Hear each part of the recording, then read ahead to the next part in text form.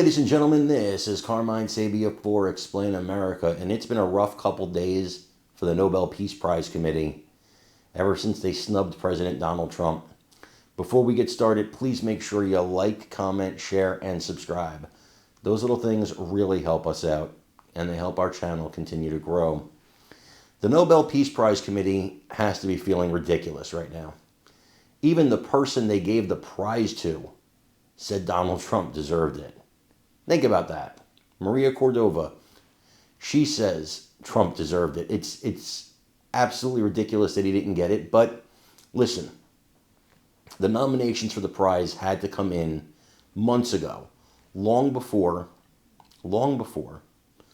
the Gaza peace deal and before several of the other wars that President Trump fixed. And now, CNN host Michael Smerconish, I want you to think about this. CNN host Michael Smerconish has made an impassioned case for President Donald Trump to get the Nobel Peace Prize next year if the peace between Israel and Gaza holds. And it's going to be a tenuous peace. It will be tenuous. It will be rough. These are two factions that have hated each other for thousands of years. Thousands of years. So obviously this is not an easy peace, but if he can hold it, you tell me who would deserve it more than President Donald John Trump. I can't think of a human being on this earth that would deserve it more than him. You know, as far as human beings go, we're all flawed, but President Trump is doing everything he can to achieve peace in this world. And that should be commended, and it should be celebrated. I think so. I know you guys think so. Man, even people at CNN think so. I want you guys to watch this. Listen to what he said here. And let me know what you think in the comments. I'll tell you this. Yesterday, the poll question at Smerconish.com, you know I love my poll questions. And so I asked the audience, and I discussed on radio. I knew by the time that we posted it that President Trump did not receive this year's Nobel Peace Prize. And really, he couldn't, given the timing and the deadline for the nominations. Theoretically, he could have, but not for Gaza and the peace agreement. So I asked the audience yesterday, if the peace lasts, if this agreement holds a year from now, should President Trump receive a Nobel Peace Prize? More than 35,000 people voted, not scientific, but interesting nonetheless.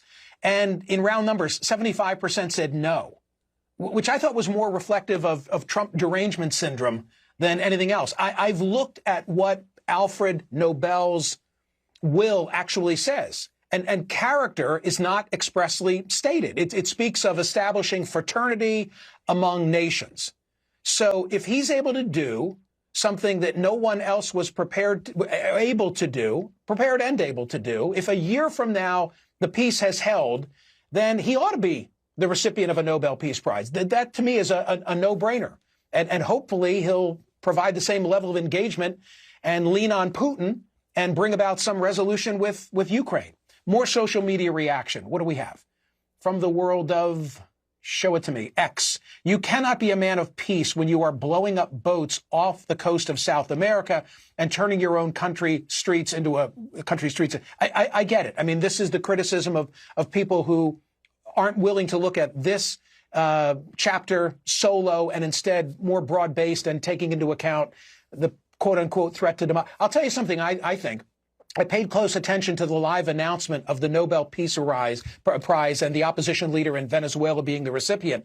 And I thought that the wording of it, the way in which they were bestowing it, was to also send a message to Trump because of the wording pertaining to democracy. Just my 2 cents.